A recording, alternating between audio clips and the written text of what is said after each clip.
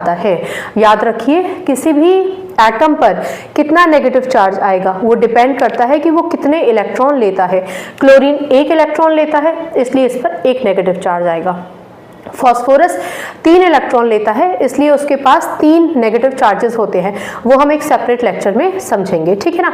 अच्छा, हम यहाँ किसी एक्सेप्शन की बात नहीं कर रहे हैं। एक जनरल तौर पर आप ये समझिए कि मेटल्स के पास इलेक्ट्रॉन्स होते हैं देने के लिए, इसलिए वो कैटायन बनाते हैं, ठीक है।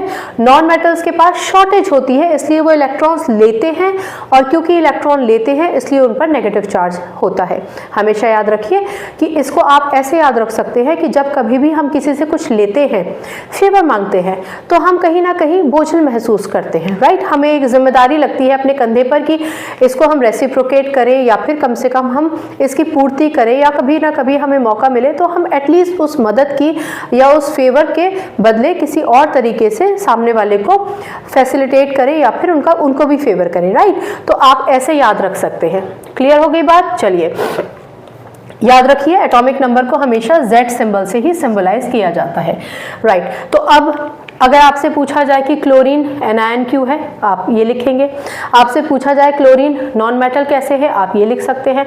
आपसे पूछा जाए कि क्लोरीन कौन से नोबल गैस को रिजेंबल करता है आयन बनने के बाद, पहले नहीं, तो आप कह सकते हैं आर्गन। इसके अलावा एक बात हमेशा याद रखिए कि मेटल हो या नॉन मेटल हो, वो हमेशा नोबल गैस कॉन्फ़िगरेशन अटेन करना चाहते हैं। नोबल गैस कॉन्फ़िगरेशन का मतलब होता है कि जो आउटर मोस्ट शेल है उसमें स्टेबिलिटी गेन करना चाहते हैं। नॉन मेटल्स इलेक्ट्रॉन लेकर स्टेबिलिटी गेन करता है, और मेटल्स इलेक्ट्रॉन्स को देकर उस शेल को ही खत्म करके स्टेबिलिटी गेन करते हैं। अगर आपने पुराने लेक्चर्स सुने होंगे तो ये लास्ट की लाइन आप समझ गए होंगे, ठीक है।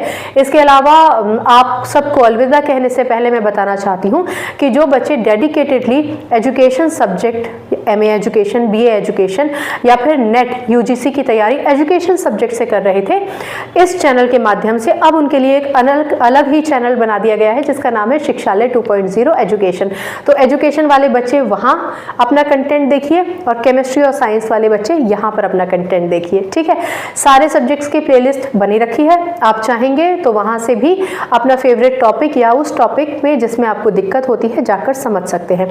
इसके अलावा भी अगर आपको डाउट होता है तो फ्री होकर पूछिए। बाकी केमिस्ट्री से अपनी केमिस्ट्री अच्छी बनाइए, शिक्षालय आइए। अगली बार मिलने तक अपना ख्याल रखिए, खुश रहिए, सकारात्मक रहिए, और आपकी जीत होगी, ये दृढ़ विश्वास बनाए रखिए। नमस्कार।